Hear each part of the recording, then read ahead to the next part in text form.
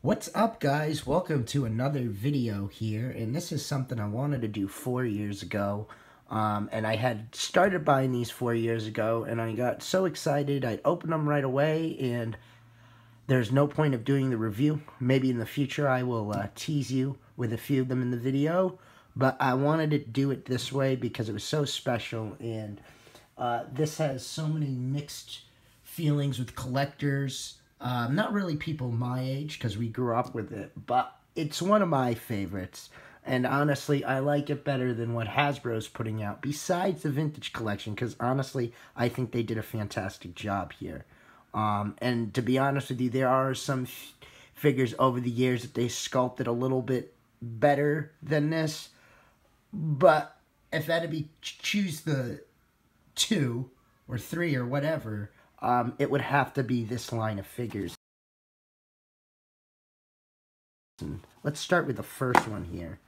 Yes, the infamous, excuse me, Power of the Force 2, Biggs Darklighter from 1998. Power of Force 2 came out in 1995,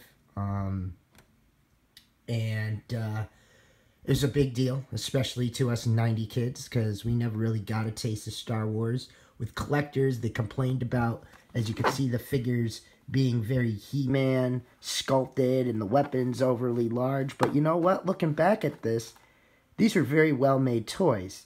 And they did everything you needed. And you paid about, I think, $7 for these. And I think this is a pretty good deal for $7 because you had vehicles that made sounds. You had play sets. And it came with these cool slides that I lost as a kid, or I threw away. But I got this particular one because I have an original X-Wing pilot, which is the Luke from 1978. And I'll show you that later in the video. I'll probably show you a picture of it since it's packed away and since I'm moving. And also gives me a chance to use my voiceover mic once you guys watch this video. Yeah, so this is Biggs, and the reason why I got him and I got these again, and why I got these 4 years ago, not these today, but a few of the other ones, was because at the time I was downsizing my vintage Star Wars collection. Some of the items that I had were too expensive to replace, and I was just kind of worried about them breaking again. You know, it's like some of the vintage Star Wars items, such as the Tatooine skiff from 1985, has a big flaw on it with the rails, and I'm like, you know, I paid $300 for it, and it has the same problem, and I did research, and it's always going to have the same problem, so I went with the 1999 version, and as I was doing that, I'm like, you know what, since I'm downsizing with some of these vehicles and whatnot, let me jump in and get some of these figures, because these were some important characters, and you know what, figures never really take up space, especially these, and they're still cheap. So I went ahead and let me get these, and I was very happy with it. No regrets at all, and this was one of my favorites as a kid, this Biggs Darklighter over here, and it comes with the standard blaster pistol that most of these figures came with at the time. And I lost all my accessories for him. Maybe, I don't think I lost the gun, the rifle here, but I did lose his pistol. We covered the slide that I lost that. And then on the back here, it had this cool thing you could cut out. And also, these were the other items available at the time. I had all the figures here except EV99. So, and I got a lot of these because my parents at the time would go to a store, department store, here in Connecticut called Service Merchandise. And at Service Merchandise, you could buy these in bulk, and then we had BJ's and whatnot. Walmart back then wasn't really big. It was mostly Bradley's and Caldor's, and then Service Merchandise, and then your BJ's. But nowadays, it's Target's and Walmart's, and they pretty much dominate everything. And Costco we had back then, but we didn't go to Costco, we went to BJ's. So anyways, the cool thing about these slides, too, they came, you could mail away, and you could get this slide holder. Now, if you go on eBay, some of them you can buy an auction and they come with that slide holder, and it's pretty expensive to get with the slide. Sometimes I see auctions go up to 40 to 60 bucks, so I'm waiting just to get a slide holder, and I know that's probably going to be the cost of slides with it, which is like 40 bucks, but I'm willing to pay that. Another cool thing about these figures, it's Kenner. This was Kenner's last run. This was their peak. This was the golden age right here. I pretty much see after they're gone, it was a new time for action figures, and it certainly was. And, you know, I just remember opening these, and it had that Kenner smell. Even 4 years ago, I did. I'm like, wow. This was toys were all about, and I'm planning on opening him. So, and the most important reason I got him, well, I wanted to see the evolution of this X-Wing pilot, and I honestly thought this was the best example because I like Biggs. Biggs, I think, was an important part to New Hope, and also I personally think, you know, there's so many super articulated X-Wing pilots that we have now from Hasbro.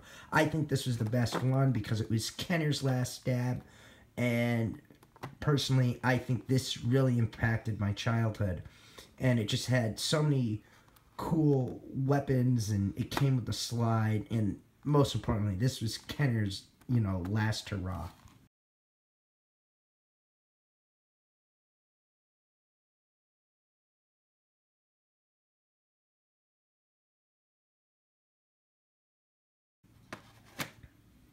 So the next one we have, this came out, I think, 1997, 98. I'm banking with 97.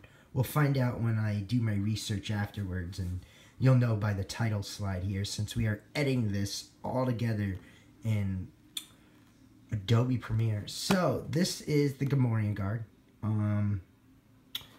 Had this as a kid, lost this right away. That another figure I went multiples of. This was its axe. This and the Jawa I went through multiples of, but yeah, I lost this axe right away. Slide, I believe I lost too. I didn't really understand what the meaning was, and I wasn't like I was one of those kids to go mail anything away, but what I really love about this figure was, and as a kid, so much durability here. This could take a pound, and you know, I just remember bashing this, and just nothing happened to it except scuffs. But now having the vintage one from 1983, I have much more respect for that one because it really paved the way for this. And from a sculpting aspect, this is pretty good for 1997. And I picked this one over the vintage collection one. I don't know. I liked this, and I was worried about that fur with the vintage collection one, that it's just going to flake away. So that's why I went with this hard, solid one. And also, I never really got to enjoy this being complete as a kid, since it was one of my figures that I used the most. And once again, it has the all the figures on the back, and here's a scene from the movie. That's what I loved about the Power of the Force.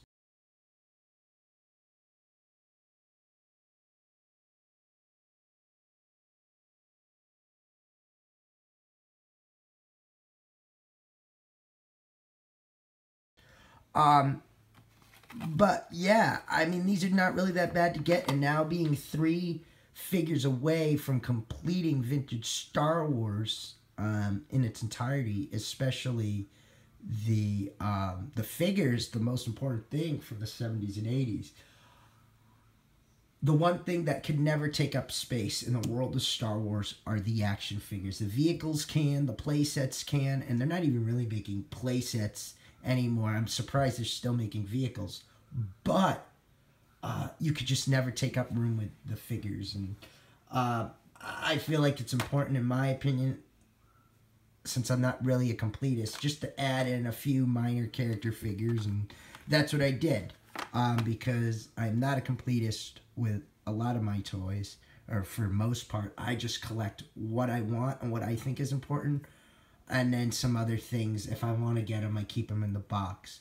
But going back to this is our last one.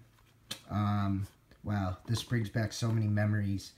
Because I remember when I got my first Star Wars figure, it was the summer of 1997, on a trip to Maine with my babysitter at the time. And it was in Wells, Maine, and it was at an Ames, and I got a R5D4.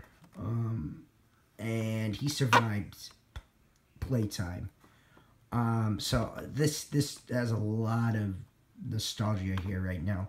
So this is the regular Power Force line that started it all. This was the green version. There's the red version, which came out first. The 1996 and 1997, as they were going on, was eventually all green card. And this was the debut of it. I love it. This is just classic. And there's also variations on these card backs too, which really don't bother me. I just think they're pretty cool. But this was one figure I had to replace multiple of. I was losing one gun or the other gun, and yep, Jawas, as you've been staring at it, Jawas with glowing eyes and blaster pistols. And I got these because I recently, as I was tying up my vintage Star Wars, I got the original Droid Factory from 1979, and I wanted to throw some Jawas with it, and I was like, you know what? I want to see what the evolution of the Jawa has been side by side, and I honestly think this is the best one that they've done. I mean, the other ones over the years, you know, it's cool. You can put them in the satchel. But once again, I wanted to get this one because I never had it as a complete, because I always played with it and I always lost all its accessories. So the cool thing about this was $7 back then. You get 2 figures, which was cool. And it could glow in the dark, which I never really got to appreciate either. I think I used that once or twice. And it had the little, you know, bio on the back. Had all these figures except the Death Star Gunner. No, I didn't have the Sand Trooper, so I didn't have Death Star Gunner or Sand Trooper, but I had the other 3 here, because I had my Sand Trooper with my dewback. I had both of those. Didn't have Luke, Darth, Chewbacca I had, Stormtrooper, Boba Fett, Lando, TIE Fighter, Pilot I had, Greedo, Han and Carbonite I had, I think. No, I didn't have him. Tusken Raider I had. No, I didn't have him. So, and Jawas, and then R5D4. So the ones that I thought I had, I didn't have. See, back in the 90s, what was really cool was we didn't need every single figure to be released. So, for example, Sand Trooper, I didn't need to go buy him individually because I got him with dewback. Han Solo and Carbonite, I didn't really need him because I got him with the Slave one. Or if I got the Han Solo Carbonite, it would have been the figure from the Carbon Freeze Chamber playset. So, unlike today, we weren't really spoiled where we needed to buy every figure individually. We were happy if we got that one playset and it came with it. And that was a big deal back then. And I remember a lot of those playsets would be sold out because you got all your figures with the one toy. And I mean, I think that's what every parent wanted, and that's how I was. So my Luke Skywalker, I got from the Owen Lars Tatooine set, I believe it was from 1997. So that's how I did it back then. And I never had Death Star Gunner because I just never got around to getting to him. But Tusken Raider I got with the Bantha. Wow, that was cool. That's something on my list, guys, since I downsized a little bit.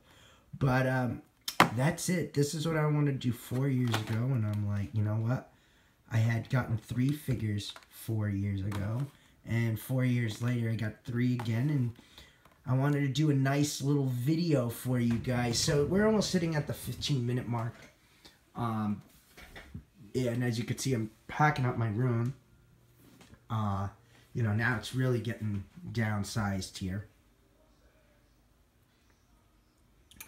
Vintage, and there's the original Gamorrean guard. You could kind of see him, but you could see the axe is quite different and whatnot. And you know what? I'll probably upload some pictures of these figures and use my voiceover mic, since I haven't used that yet in the editing room. And yeah, we're just getting ready to pack. So this is going to stay until I move in October. This I'm keeping up. But back here is an original Jawa we have. You can see it's cloth. It's very simplistic, not crazy detailed like the Kenner one from the 90s. But yeah, guys, that's where I'm at right now with my room. And I have some random things out because I'm finding parts for, or putting stickers, repro stickers on if they had gotten damaged over the years. I didn't have time. Some vintage Star Wars vehicles I have are some of the stickers were kind of scuffed, and instead of selling them, I'm just like, let me just replace the stickers. And as you've seen in my past videos, Zach Paris does awesome sticker restoration. So if you need some new stickers and you don't want to spend $300 again on your vehicle, go to him because he does the best around. But here's all three of them, guys, all put together finally. But all I gotta say, thank you for watching. Stay tuned for more, and we got some more reviews for you. And I really wanted to throw this all in one video, so we'll be back. Thank you. Bye.